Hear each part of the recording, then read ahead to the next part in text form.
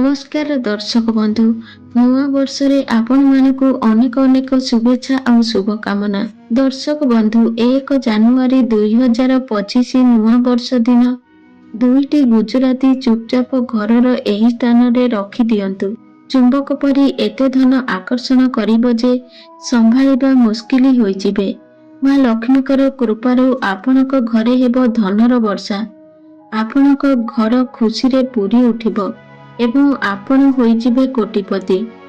ଏହି ନୂଆ ବର୍ଷରେ ଆପଣଙ୍କୁ ମିଳିବ ସୁବର୍ଣ୍ଣ ସୁଯୋଗ।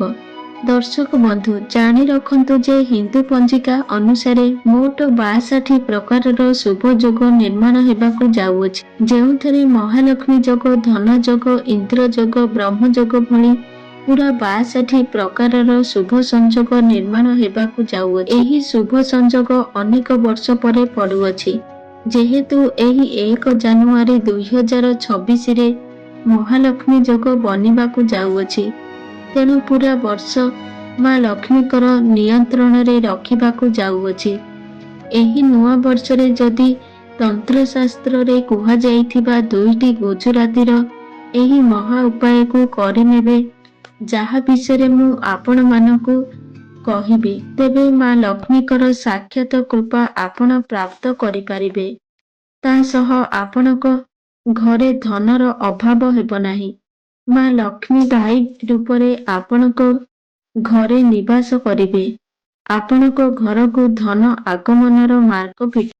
ଯେଉଁ ଧନ ଆପଣଙ୍କ ଘରକୁ ଆସିବ ସେଥିରେ ବୃଦ୍ଧି ହେବ।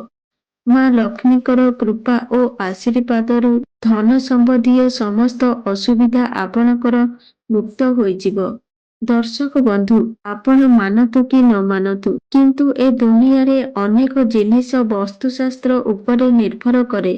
ତେଣୁ କୁହାଯାଏ ଯେ ବର୍ଷ ଆରମ୍ଭ ଦିନ ଯାହା କିଛି ପୂଜା ପାଠ କରନ୍ତି ସେସବୁର ଫଳ ପୁରା ବର୍ଷ ଯାକ ମିଳିଥାଏ। ଆଜି ଯେଉଁ ଉପାୟ ଏହି ଭିଡିଓରେ କହିବି, ଏହାକୁ ଅନେକ ଲୋକ ଆପଣାଇଛନ୍ତି ଏବଂ ଲାଭବାନ ମଧ୍ୟ ହୋଇଛନ୍ତି।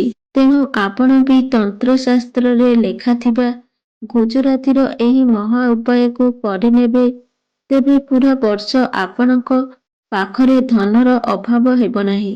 ମାତା ଲକ୍ଷ୍ମୀଙ୍କର ଆଶୀର୍ବାଦରୁ ଆପଣଙ୍କ ଗୃହରେ ପୁରା ବର୍ଷ ଧନର ଆଗମନ ହେବ। ଆପଣ ଭାବୁଥିବେ ଯେ ଗୁଜୁରାତିର ପ୍ରୟୋଗ କରି ଆପଣ କିପରି ଭାବରେ ମା ଲକ୍ଷ୍ମୀଙ୍କର କୃପା ପ୍ରାପ୍ତ କରିବେ।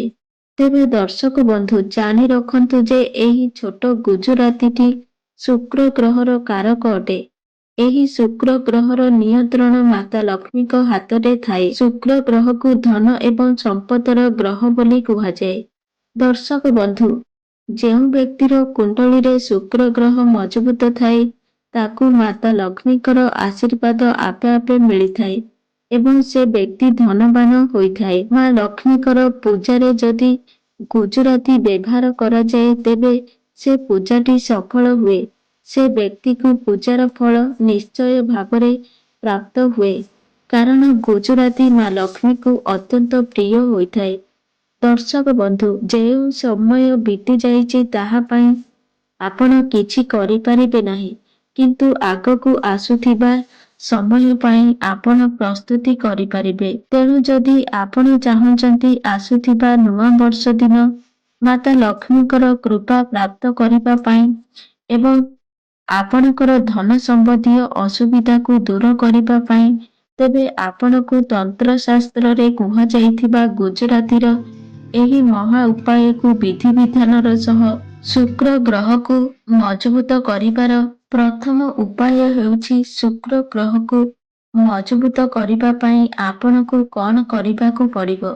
ଦର୍ଶକ ବନ୍ଧୁ, ଆପଣ ଯଦି ଚାହୁଁଛନ୍ତି ଶୁକ୍ର ଗ୍ରହ ଆପଣଙ୍କ ହିତରେ ଯାଉ ବୋଲି ଏବଂ ଧନ ସମ୍ବନ୍ଧୀୟ ଯେଉଁ ବି ଆପଣ ନିର୍ଣ୍ଣୟ ନେଉଛନ୍ତି ସେଥିରେ ଆପଣଙ୍କୁ ଲାଭ ମିଳୁ ବୋଲି, ତେବେ ଆପଣ କଣ କରିବେ ନା, ଜାନୁଆରୀ 1, 2026 ସକାଳୁ ସ୍ନାନ କାର୍ଯ୍ୟ ସମାପନ କରି ଶୁଦ୍ଧ ବସ୍ତ୍ର ପରିଧାନ କରି 2ଟି ଗୁଜୁରାତି ନେଇ ନିଜ ପୂଜା ଘରକୁ ଯାଆନ୍ତୁ।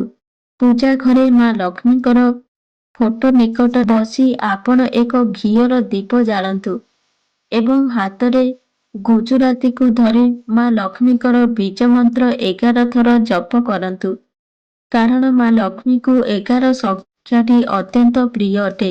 ମା ଲକ୍ଷ୍ମୀଙ୍କର ବୀଜ ମନ୍ତ୍ର ହେଉଛି ଓಂ ମହାଲକ୍ଷ୍ମୀ ନମଃ। 11 ଥର ଜପ କରନ୍ତୁ ଏବଂ ଏ ଦୁଇଟି ଗୁଜୁରାତି ଅଭିମନ୍ତ୍ରିତ ହୋଇସାରିଛି ଏବଂ ଧନକୁ ଆକର୍ଷଣ କରିବାର ଚୁମ୍ବକ ପାଲଟି ଯାଇଛି।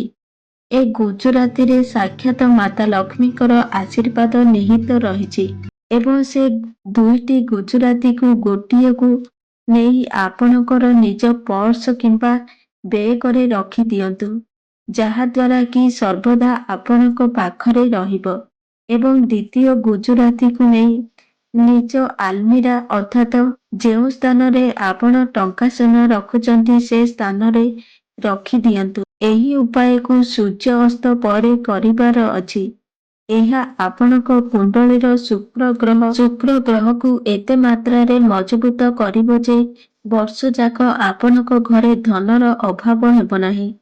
ଧନ ସମ୍ବନ୍ଧୀୟ ଯେଉଁ ବି ନିର୍ଣ୍ଣୟ ଆପଣ ନେବେ ସେଥିରେ ଆପଣ ଲାଭବାନ ହେବେ। ମାତା ଲକ୍ଷ୍ମୀଙ୍କର କୃପାରୁ ଆପଣଙ୍କୁ ମୁକ୍ତି ମିଳିଯିବ। ବର୍ଷ ଯାକ ମା ଲକ୍ଷ୍ମୀଙ୍କର ଆଶୀର୍ବାଦ ଆପଣଙ୍କ ଉପରେ ରହିବ। ଏହି ଉପାୟଟି ହେଉଛି ଯାହା ମୁଁ କହିବାକୁ ଯାଉଛି।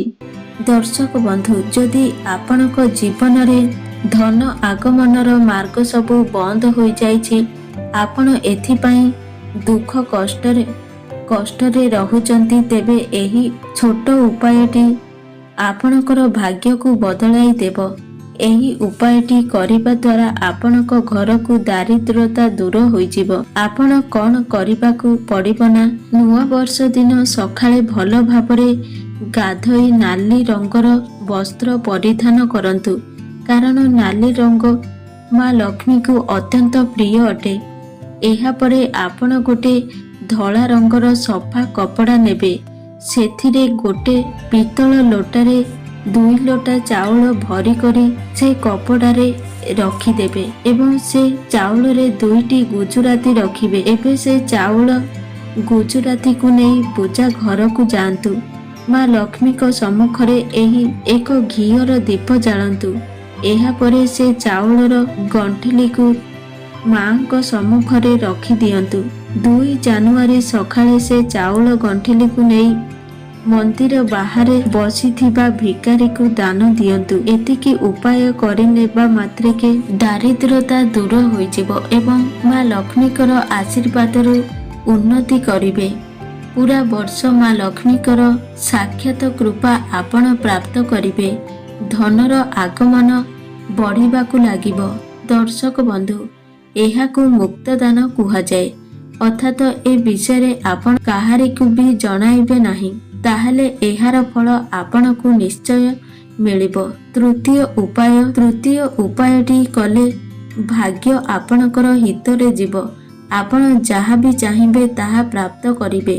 ଦର୍ଶକ ବନ୍ଧୁ, ଯଦି ଆପଣ ଚାହୁଁଛନ୍ତି ପୁରା ବର୍ଷ ମା ଲକ୍ଷ୍ମୀଙ୍କର କୃପା ଆଉ ଆଶୀର୍ବାଦ ଆପଣଙ୍କ ଉପରେ ରହୁ ବୋଲି, ତେବେ ଆପଣ କ'ଣ କରିବେ?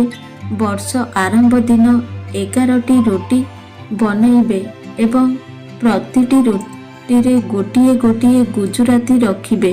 ଘରର ଆଖପାଖରେ ଥିବା ଗାଈକୁ ନିଜ ହାତରେ ଖୁଆଇ ଦେବେ। କେବଳ ଏତିକି ଉପାୟ ନୂଆ ବର୍ଷ ଦିନ ସୂର୍ଯ୍ୟ ଅସ୍ତ ପୂର୍ବରୁ କରିବାକୁ ପଡ଼ିବ। ଦର୍ଶକ ବନ୍ଧୁ, ଗୋଟିଏ ଗାଈ ଭିତରେ 33 କୋଟି ଦେବୀ ଦେବତା ବାସ କରିଥାନ୍ତି। ଗାଈର ଗୋବରରେ ମା ଲକ୍ଷ୍ମୀ, ଗାଈର ମୂତ୍ରରେ ମା ଗଙ୍ଗା ଏବଂ ଗାଈର 2 ଶିଙ୍ଗରେ ଭଗବାନଙ୍କର ବାସ ହୋଇଥାଏ।